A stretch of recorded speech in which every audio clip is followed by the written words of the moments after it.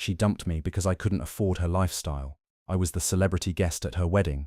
I was never enough for her. Not rich enough. Not ambitious enough. Not impressive enough for the lifestyle she thought she deserved. She didn't yell. She didn't cheat. She just detached. Slowly, quietly, almost politely. At first, it was small things. She stopped asking me about my day. She started dressing differently when she went out, but never when we were together. And then one night, at 11:47 p.m., I got a text. Not even a call. I've been thinking for a while. I need something more. I'm sorry. Just like that. After 2 years together, I became a footnote in her pursuit of more. A few weeks later, she posted her new boyfriend, the type of guy who wears designer watches to brunch and uses his car key as a personality. I wasn't angry. I was focused. Because what she didn't know is that I was already building something. Something she would have never believed in. Something she would never be part of. I never replied to her message. I never liked or commented on any of her new pictures. I just disappeared. And then, 3 years later, I saw her again. Not on purpose. It was at a charity gala, one of those black tie events where everyone pretends to care about something other than networking and status. She was there, on the arm of someone I recognized from old headlines, still chasing the same kind of life. But this time, she saw me too. And when she walked over, smile rehearsed, eyes searching, I simply said, "Hey, long time." That moment, that one moment, changed everything. Because what came after, well, that's the part she never saw coming. They say most breakups don't happen on the day someone walks away. They happen in pieces, tiny fractures, quiet withdrawals, smiles that don't quite reach the eyes. Julia never said I'm leaving, but everything about her had already started to go. It began with the phone. She used to text me throughout the day. Random thoughts, little jokes, things she wanted to remember with me. Then it became silence. Not cold, just absent. I'd ask, "How was your day?" She'd reply, "Fine." No stories, no follow-up, no curiosity about mine. She used to linger after work, wanting to be around me. Now she always had some event, some last-minute dinner with colleagues I'd never met. She started wearing more makeup, higher heels, bolder lipsticks, but only when she was going somewhere I wasn't invited. I once said, half laughing, "You dress up more for them than you do for me." She replied, "You've seen all my looks, they haven't." It was a joke, I think, but it landed like a knife. There were still good days. She'd still curl up next to me sometimes and rest her head on my chest like nothing had changed. But then she'd pull away mid-conversation to check her phone, or suddenly remember a deadline and vanish into her laptop for hours. We stopped cooking together, stopped planning weekends. Even sex became rare, and when it happened, it felt like an echo of something we used to have, not something we still shared. She never criticized me, never told me I wasn't good enough. But she didn't have to. She just withdrew her warmth, like a sun that decided it was done shining, but never explained why. I asked her once, "Is something wrong?" She smiled and shook her head. "You're imagining things." And maybe I was. Maybe I wanted to believe that love doesn't just fade without a reason. But deep down, I knew the truth. She wanted more, not more love, not more honesty, more shine, more noise, more status. And I, in my quiet ambition, in my slow build, in my hoodie and coffee kind of life, I wasn't enough right now. She didn't want to wait for the seed to grow. She wanted a tree already in bloom. And every day, I felt the space between us stretch a little more. Until one day, I reached for her hand and realized I didn't know how to close the gap anymore. I met her on a rainy Thursday, the kind of day where everything feels slower and somehow more cinematic. I wasn't supposed to be at that bookstore. I just wanted to get out of the rain. She was sitting by the window with a coffee and a copy of The Alchemist. We both reached for the same napkin. She laughed first. "I guess one of us has to give in," she said, smiling like she already knew I would. And I did. I always would. Her name was Julia. She was elegance wrapped in chaos, the kind of woman who made silence feel intentional. She worked in PR, dressed like every day might lead to a red carpet, and talked like she was late for a meeting in Paris. I was quieter. Software guy, hoodies, coffee-stained backpack. The type of man you walk past in an airport and forget 10 steps later. But she saw something in me, or maybe she just liked that I saw everything in her. The first few months were golden. Lazy Sundays, Long walks, random "I miss you" texts at 2 a.m. We joked about who would propose first. We cooked more than we ordered in. We made fun of couples who lived through Instagram. But slowly, things began to shift. Not dramatically, not loudly, just quietly. She started noticing things. How I didn't own a watch that cost more than $50. How I'd rather stay in and build a prototype than go to some influencer party. She once asked, half joking, "Do you ever think you're aiming low on purpose?" I laughed it off. But the question stayed, like a splinter in my pride. Julia came from a world of sharp suits and perfect lighting. A world where potential wasn't romantic, it was a liability. She never said she was unhappy. She never raised her voice or made me feel small. But every time we were out, and she introduced me to someone, there was a pause, a flicker, a subtle recalibration in her tone. "This is David," she'd say. "He works in tech." Not what I was building, not why I was doing it. Just enough to fill the silence. I didn't blame her. I was still in the shadows of what I wanted to become. Still building, still uncertain, still small. But she didn't wait for the storm to pass. She wanted the sun now. And I was just a man trying to plant seeds in the rain. It was a Tuesday. Not a dramatic Friday night, not a tear-filled weekend. Just a plain, grey, forgettable Tuesday. I had stayed late at a co-working space. I was knee-deep in debugging something that didn't matter anymore. By the time I got home, the apartment was quiet. Julia wasn't there. Not unusual. She had been busy a lot lately. I kicked off my shoes, made some pasta, poured a drink, and sat down to check my phone. That's when I saw it. A text. Just a text. 11:47 p.m. "I've been thinking a lot. I need something more. I hope you understand. I'm sorry." No fight. No conversation. No closure. Just 17 words. That's all it took to end 2 years of shared laughter, shared rent, shared plans, shared sleep, shared everything. I read it again. And again, each time expecting it to change, to soften, to explain. It never did. I didn't reply. Not that night, not the next day, not ever. I didn't call, didn't beg, didn't ask her why. Because the truth was, I already knew. She had left months ago. This was just the paperwork. The funny part, I wasn't heartbroken. I was hollow, yes. Stunned, yes. But not broken, because somewhere deep down, I had already started preparing for this moment. The nights she ignored me, the way her smile faded when I spoke about things she didn't understand, the way she checked out of us without ever checking in again. It wasn't sudden. It was slow abandonment, the kind that doesn't make headlines but leaves scars all the same. I took a long shower that night, stared at the tile like it might give me answers. And then I went to sleep. No angry music, no social media rants, no burning photos, just silence. That's when something inside me clicked. Not like a light bulb, more like a vault. I realized, if someone can leave you with a sentence, they were never staying for the story. And I had a story to write. A different one she would never be part of. So I turned off my phone, shut down everything that reminded me of her, deleted the pictures, the texts, the playlists, not to forget her, but to remember myself. She left looking for something more, and I decided to become something no one could ever leave behind again. I didn't change overnight. There was no movie montage transformation, no look at me now selfies, no revenge gym phase. I just vanished, quietly, deliberately. I moved to a smaller apartment, 1 bedroom, no view, just enough space for a mattress, a laptop, and my silence. I took a freelance contract in a sector nobody brags about, security back-end architecture. Hard, unsexy work, but it paid enough to keep me afloat. The mornings were cold and mechanical. The nights were lonelier than I'll ever admit. But I stayed disciplined. No calls. No scrolling through her photos. No talking about what happened. Not to friends, not to family, not even to myself. Because what would I say? She left. She needed more. She broke me. No. She didn't break me. She revealed me. Revealed where I was soft. Where I had become too comfortable being overlooked. Where I mistook patience for progress. And now, I had no one to wait for. So I started building again. Not for love, not for validation, but for myself.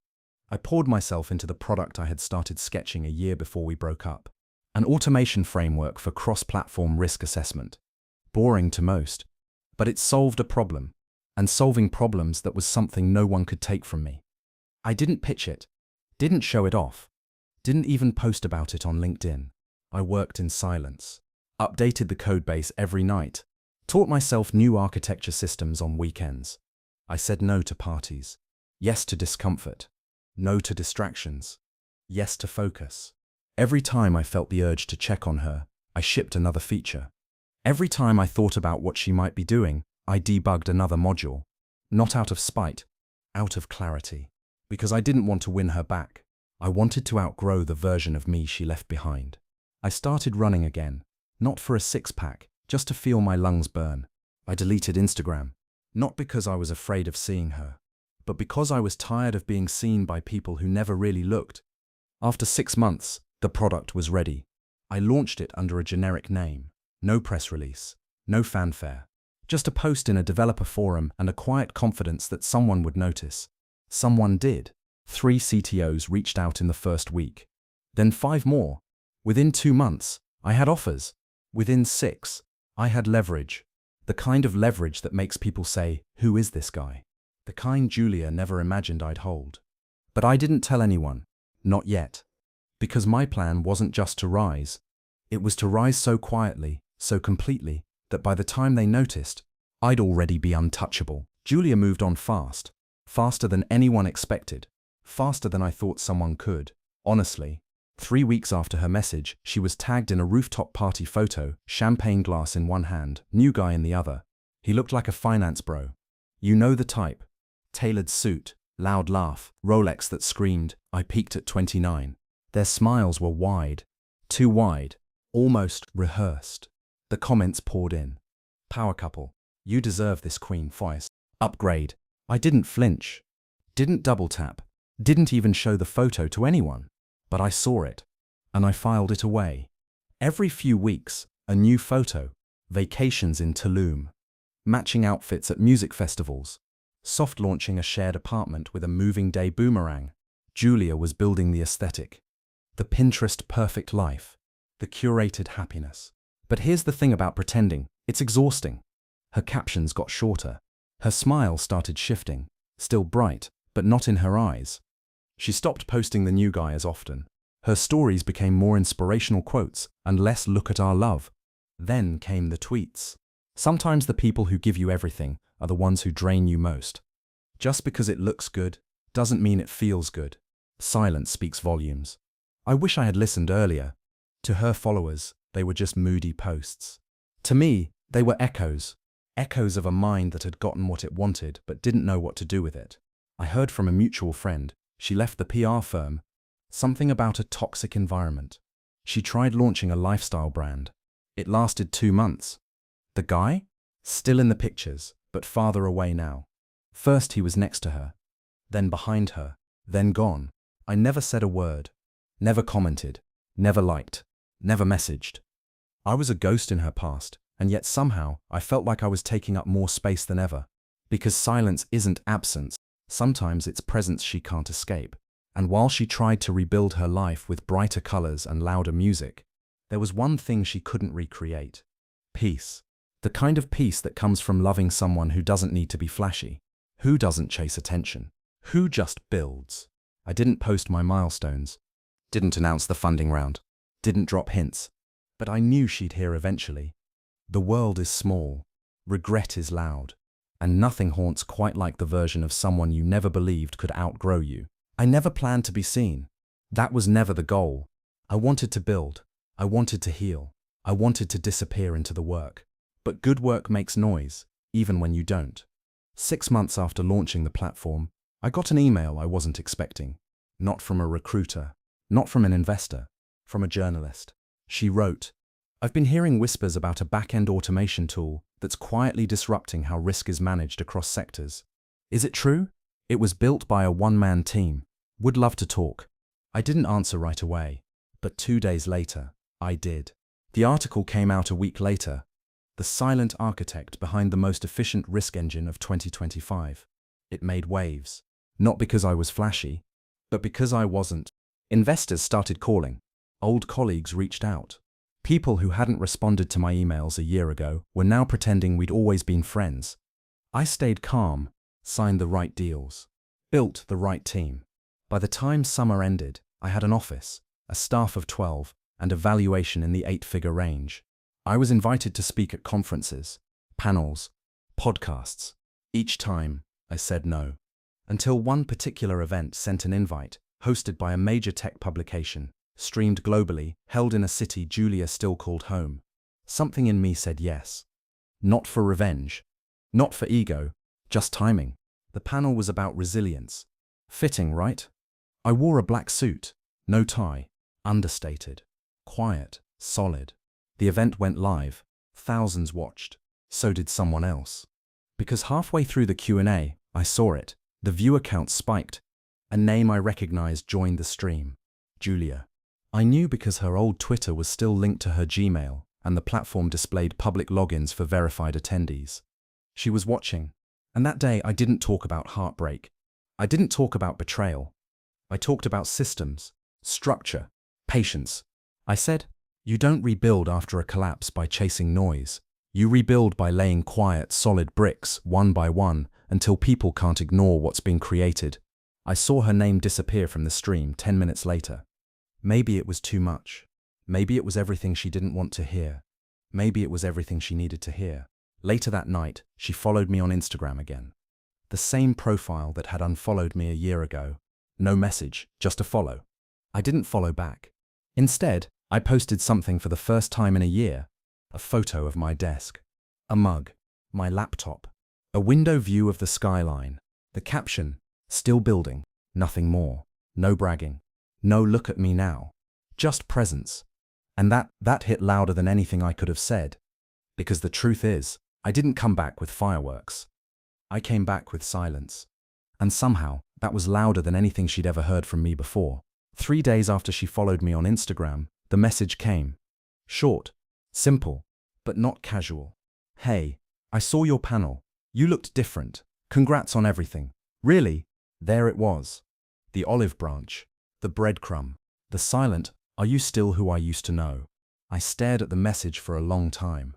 Not because I didn't know how to respond, but because I didn't feel the need to. That was the shift. A year ago, I would have read too much into every word, would have drafted 10 versions of a reply, would have waited for the right hour to send it. Now, I just closed the app. Let her sit with the silence. She messaged again the next day. Didn't expect you to ignore me, just thought we could catch up. Catch up. That's what you say to someone from college. Not the person you left with a midnight text. But again, I didn't respond. Not out of spite, out of self-respect. The man she had left behind would have jumped at the chance for closure. This version of me understood that closure isn't something you get, it's something you give yourself. A week passed. Then, another message. Look, I know I hurt you. I was confused. I made mistakes, but it's hard not to think about you when you're everywhere now. I almost smiled. Everywhere.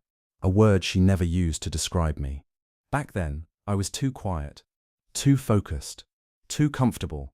Now I was what? Too present. That's the irony of growth.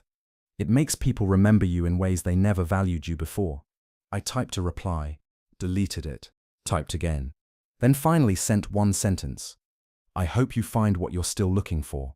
No emoji, no bitterness, no invitation, just truth. She didn't respond. But I knew she read it 3 times. How? Because the platform shows read counts. Because she couldn't help herself. Because I was no longer the one checking in. I was the one being checked on. Later that night, she posted a quote. Sometimes the right person comes at the wrong time, and you only realize it when it's too late. Her comments were full of sympathy. Heart emojis. Friends asking if she was okay. I didn't like it. Didn't message her. I just went for a run. And as the wind hit my face, I thought, this is peace. Not revenge. Not payback. Not getting even. Just a quiet knowing that I never had to prove anything. She reached out. And I didn't flinch, because I didn't need her to remember who I was. I became someone unforgettable. The message came at 2:14 a.m., always a dangerous hour. I know it's late. I don't even know if this is a good idea, but would you meet me, just to talk one time?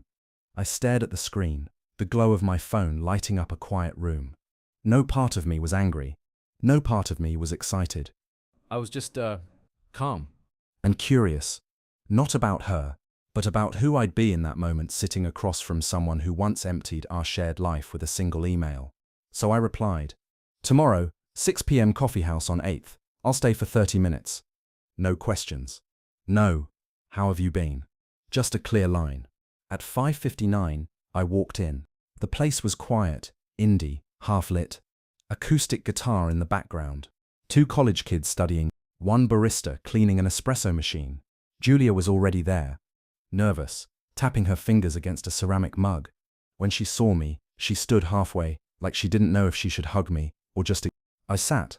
She followed. For the first few seconds, we just looked at each other. Not in pain, not in longing, just in recognition of time, of change. "You look really good," she said finally. I nodded. "Thanks." Silence again. Then she exhaled. I don't know what I expected.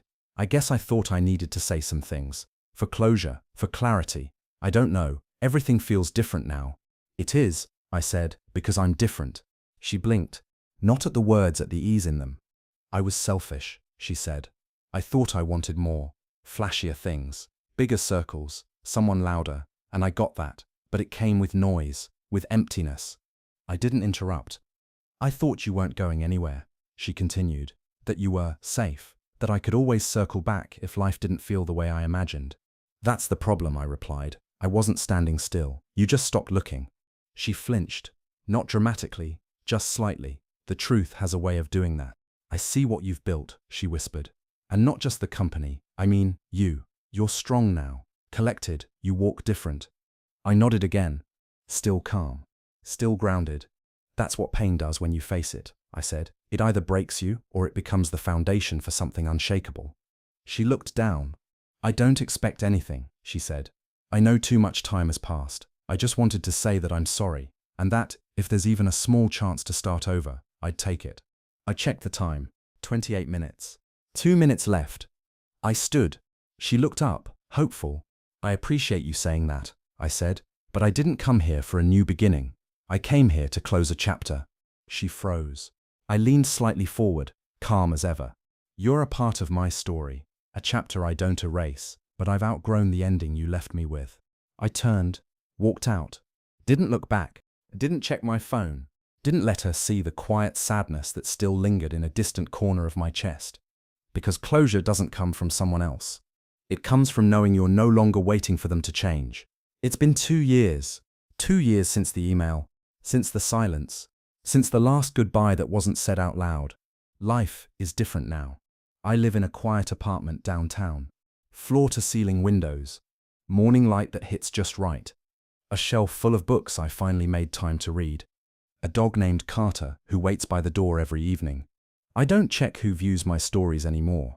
I don't wonder who's watching. I just live. The company is doing well. We've expanded into 3 new verticals. I let someone else handle the PR now. I take weekends off. I cook. I sleep. I hike. Peace, as it turns out, isn't loud. It doesn't show up in applause or headlines. It arrives in quiet mornings and steady breathing. And then, one day, Julia wrote again. Not a message this time. A letter. Mailed. Stamped. Handwritten. She said she was moving abroad.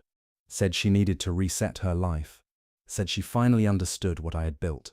Not just professionally, but within myself. She ended the letter with this. "You were always the man I needed. I just didn't know how to stand still long enough to see it. I hope you're happy, I really do." And you know what? I believed her. For the first time, I believed she meant it. Not because she wanted something. Not because she hoped to come back. But because she finally saw what I had seen in myself for so long. I didn't write back. Not because I didn't care. But because some stories are better left finished. Closure doesn't always look like a conversation. Sometimes it looks like a sunrise with coffee and no ache in your chest. People think revenge is loud, that it's explosive, that it involves proving something, getting even, showing off. But the real revenge, it's becoming someone who no longer needs it. I didn't win Julia back. I didn't post quotes or make grand speeches. I just became whole. And that's the thing they don't tell you. When someone breaks you, really breaks you, the greatest act of power isn't to break them back. It's to rebuild yourself so well, they wouldn't recognize the version of you that still cared. So here I am, living, breathing, working, laughing. And if she ever wonders what could have been, she's welcome to. But I won't wonder back. Because this version of me, he's not looking over his shoulder anymore. He's too busy facing forward.